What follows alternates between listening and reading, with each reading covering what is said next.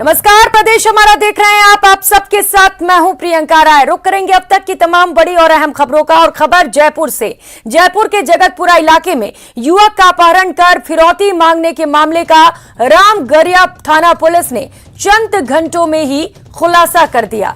जयपुर के DCP east Rajeev Pachar ने बताया कि शुक्रवार को गुरु कृपा अपार्टमेंट में रहने वाली 3 दोस्तों के साथ घर में घुसकर आरोपियों ने मारपीट की थी और एक युवक विनोद को चाकू की नोक पर अपहरण कर ले गए थे, जिसे छोड़ने की एवज में आरोपियों ने 3 लाख रुपए की फिरौती मांगी थी। मामले की सूचना मिलने के 4 घंटे में ही पुलिस ने आरोपियों के मोबाइल की लोकेशन के आधार पर उन्हें ट्रेस कर लिया और आरोपियों के चंगुल से विनोद को मुक्त करवाया। इसके साथ ही पुलिस ने 5 आरोपियों को गिरफ्तार कर लिया है।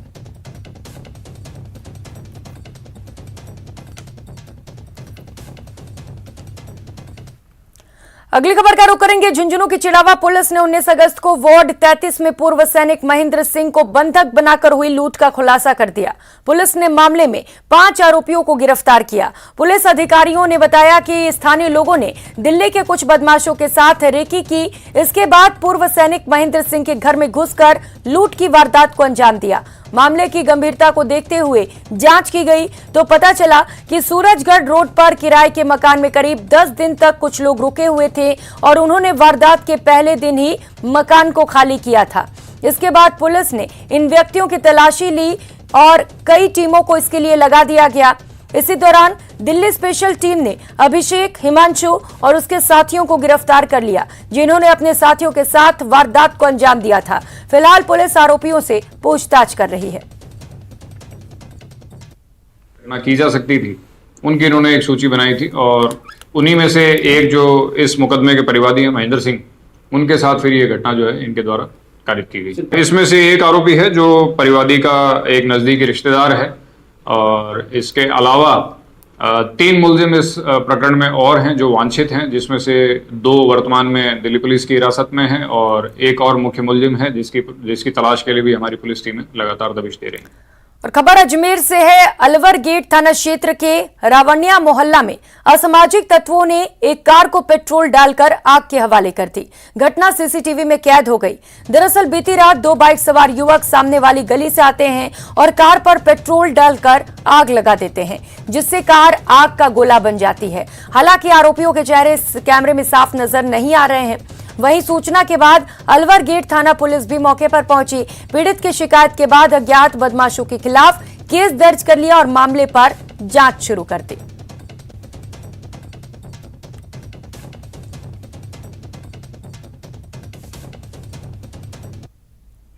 रात के 12:30 बजे किसी ने पेट्रोल डाल के आग लगा दी। 2 बंदे थे, बाइक पर आए और ये गली है सामने, इसमें से निकल गए।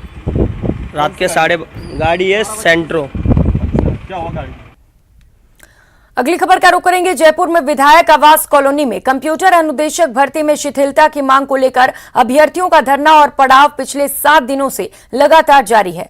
कंप्यूटर अनुदेशक अभ्यर्थियों का कहना है कि पहली बार अनुदेशक भर्ती राजस्थान में हुई और पेपर काफी कठिन आया था, जिसके चलते करीब 3000 से ज्यादा पद खाली रह रहे हैं। ऐसे में भर्ती में शिथिलता देते हुए कंप्यूटर अनुदेशक भर्ती के अभ्यर्थियों को राहत दी जाए। धरने पर बैठे अभ्यर्थियों से बात कर धरने का जायजा लिया हमारे संवाददाता लवली वधवा ने।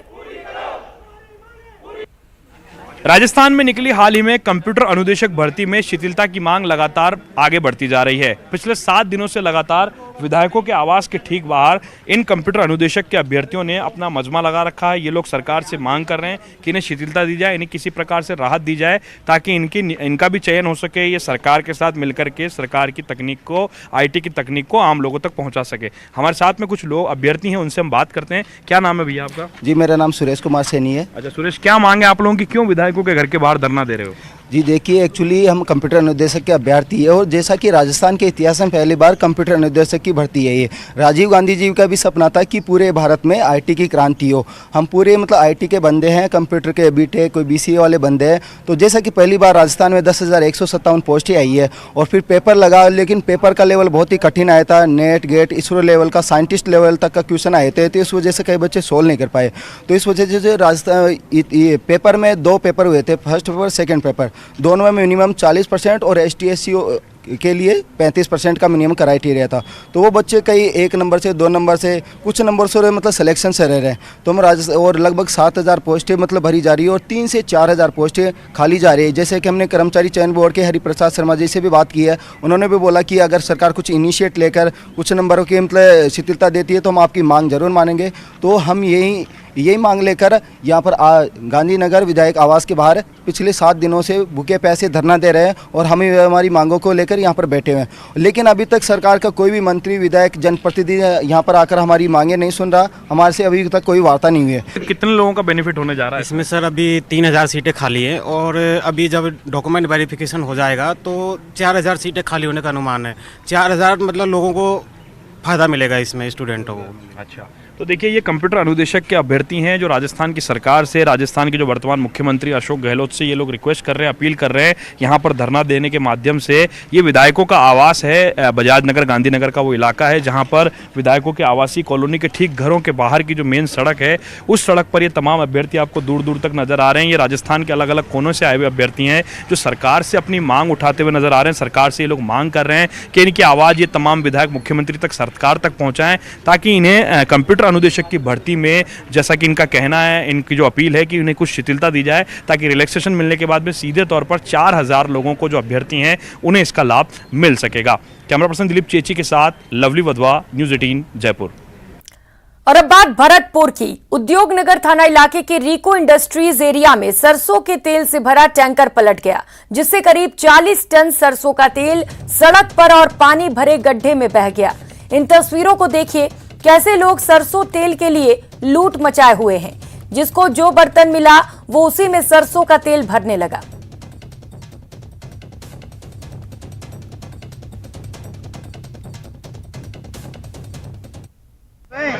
क्यों लग रही है? यहाँ पर तेल का टैंकर था, वो यहाँ पे बल्द गया था, इसलिए तेल फैल गया। उसको लेने के लिए लोग लूटने के लिए इकट्ठा हो गई। काय का तेल था इसमें? सरसों का तेल।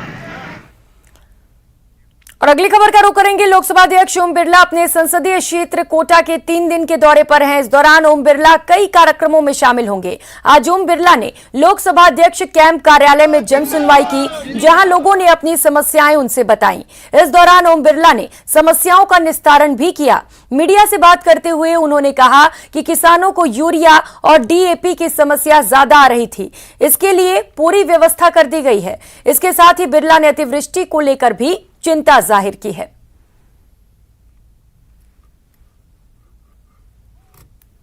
मैंने केंद्रीय मंत्री और अधिकारियों से चर्चा की है, DAP यूरिया खाद की कोई कमी नहीं आएगी। मैंने किसानों से आग्रह किया है कि वह अत्यधिक संचय न करें। यूरिया की 2 बड़ी फैक्ट्री यहाँ पर है, उनको भी स्पेशल आवंटन किया गया है। DAP IPL की हो, चाहे इफ्को की हो, क्रबको की हो, चंबल की हो, सबकी रेकें यहाँ पर लगातार नियमित एक दिन छोड़ के एक दिन रेकें आ रही हैं। फिर भी कोई दिक्कत आएगी तो हम बैठें। किसानों को ये मान कर चलना चाहिए कि DAP यूरिया की कोई कमी नहीं आएगी। रुक करेंगे अगली खबर का। कोटा में लोकसभा अध्यक्ष ओम बिरला के प्रयासों से आज एक मासूम बच्ची कोमल दुनिया को देख पा रही है। मासूम कोमल के इन्फेक्शन के कारण आंखों की रोशनी चली गई थी, लेकिन अब उसका इलाज हो गया है और वो बिल्कुल स्वस्थ हो चुकी है। दरअसल कोटा के विज्ञान नगर में रहने वाले मजदूर विनोद सोनी की मासूम बेटी कोमल को बुखार आया और आंखों में इन्फेक्शन हो गया। कोमल के जन्म से ही आंखों में मोतिया भी था, जिसके कारण उसकी आंखों की रोशनी धीरे धीरे जा रही थी। जिसके बाद पीड़ित ने ओम बिरला की जन सुनवाई के दौरान अपनी समस्या बताई। ओम बिरला ने बच्ची का इलाज कैंप कार्यालय की मदद से कोटा आई हॉस्पिटल में करवाया।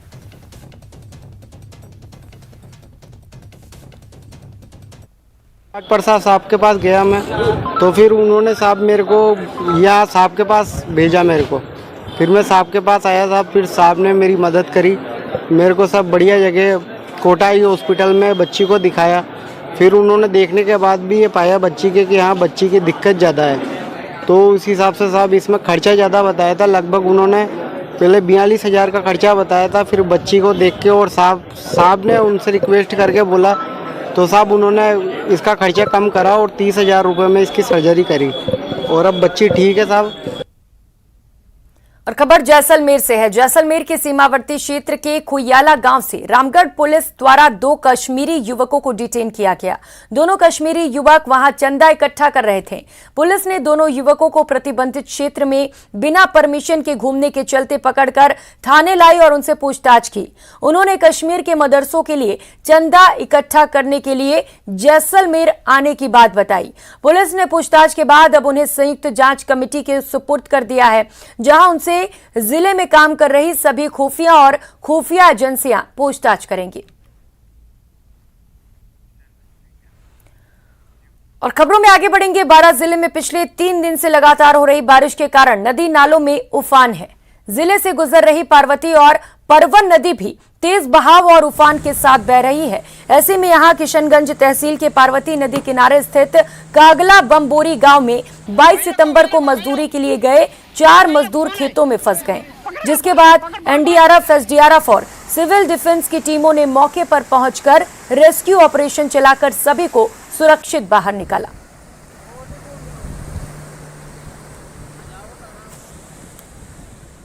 उधर भरतपुर में 3 दिन से लगातार बारिश का दौर जारी है। बारिश के चलते किसानों को नुकसान का सामना करना पड़ रहा है। आसमानी आफत किसानों पर कहर बरपा रही है। खेतों में कटी हुई फसल पूरी तरह से नष्ट हो चुकी है। अब किसान सरकार से मुआवजे की मांग कर रहे हैं। हालांकि जिला प्रशासन खराब हुई फसल की गिरदावरी करवा रहा है और किसानों को उचित मुआवजा देने का आश्वासन दिया जा रहा है। बारिश की बात की जाए तो 22 सितंबर को भरतपुर में 400 mm बारिश दर्ज की गई। सबसे ज्यादा बारिश बयाना इलाके में हुई।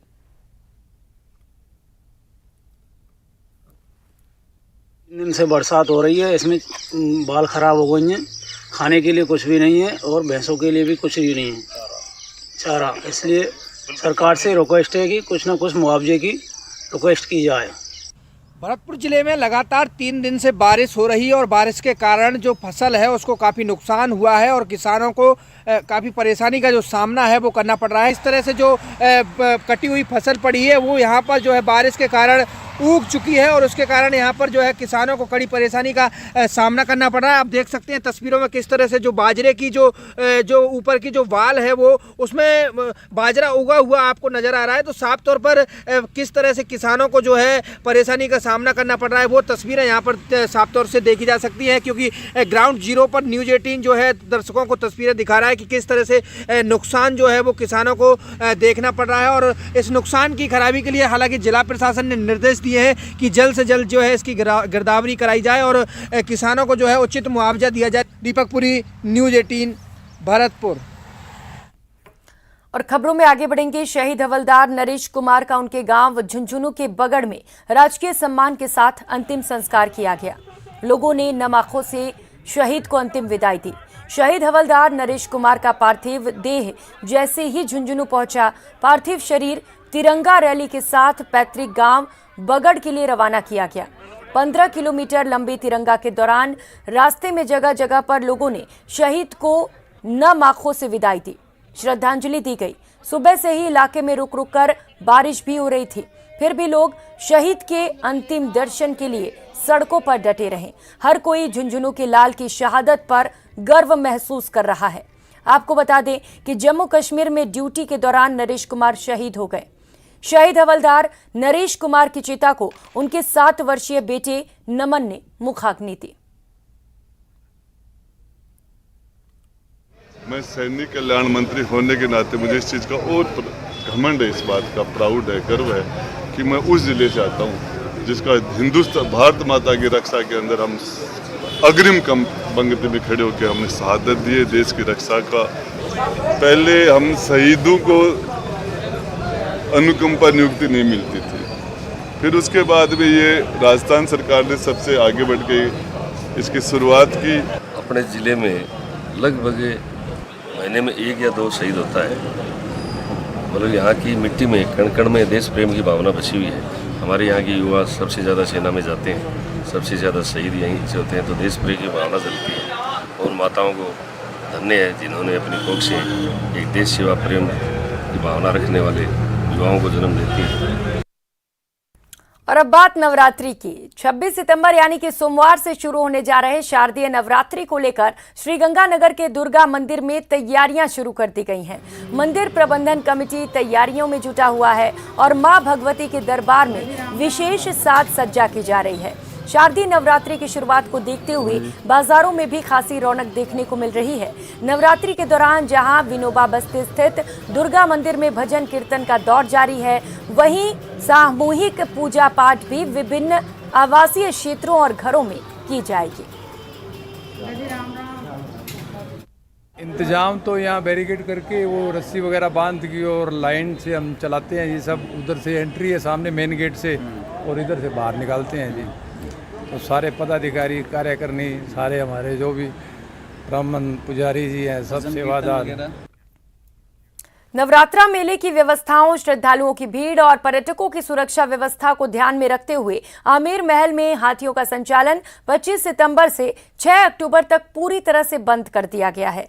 नवरात्रा मेले के दौरान महल पर्यटकों के लिए सुबह 8 से शाम 5:30 बजे तक ही खुला रहेगा।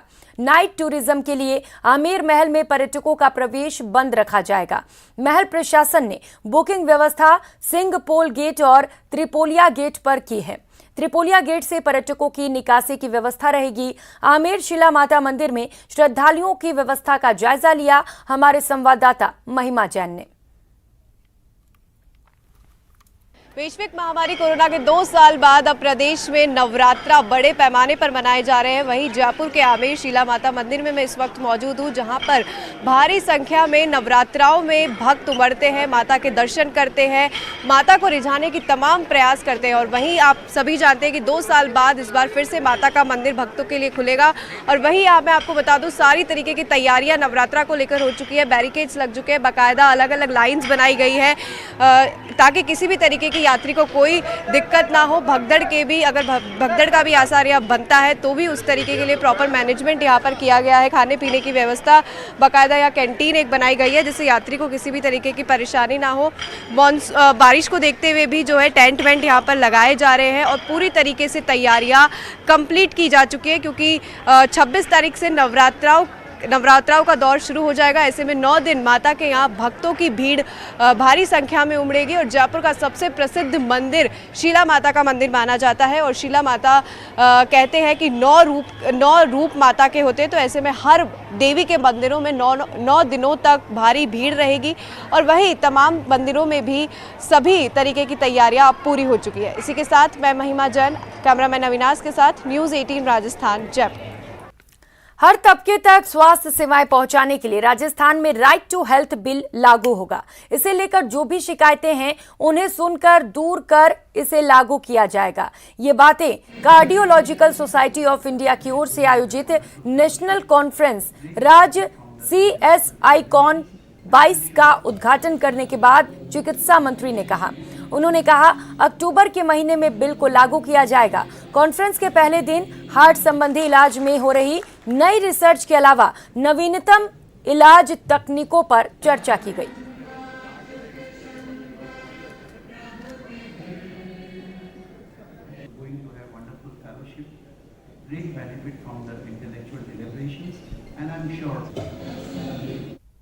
राइट टू हेल्थ बिल ला रहे हैं कारणों से विपक्ष से बात करने के दिन के लिए और 15-20 अक्टूबर से पहले हम राइट टू हेल्थ बिल लागू करेंगे।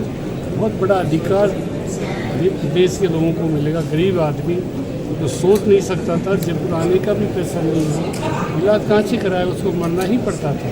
तो मुख्यमंत्री जी की जो चिरंजीवी स्वास्थ्य बीमा योजना है उसके बाद लोगों की आस बंधी है कि वो हमारा इलाज फ्री होगा। NIA और ED की ओर से पॉपुलर फ्रंट ऑफ इंडिया के ठिकानों पर की गई कार्रवाई के बाद राजस्थान मुस्लिम फोरम ने प्रेस वार्ता की। जयपुर के मुस्लिम मुसाफिर कर खाने में आयोजित प्रेस वार्ता में फोरम की ओर से कहा गया कि पिछले कुछ वर्षों से देश के अल्पसंख्यकों, विशेष रूप से मुसलमानों और ईसाइयों को लगातार प्रताड़ित किया जा रहा है।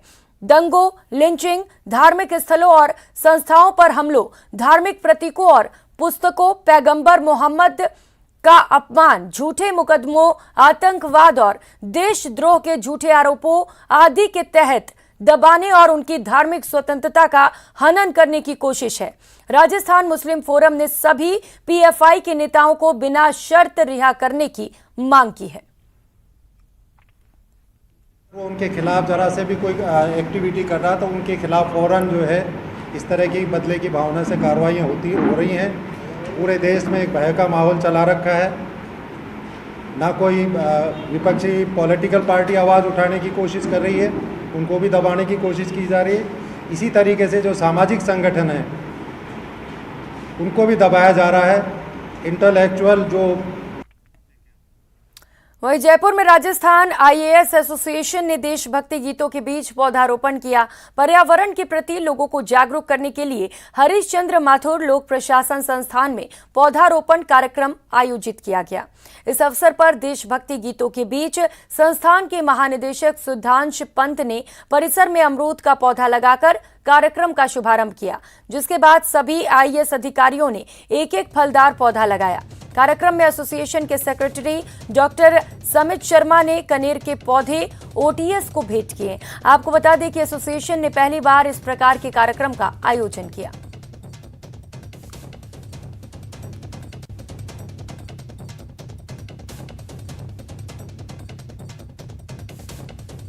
इस बुलेटिन में फिलहाल इतना ही। खबरों का सिलसिला जारी है, आप बने रहिए हमारे साथ। नमस्कार।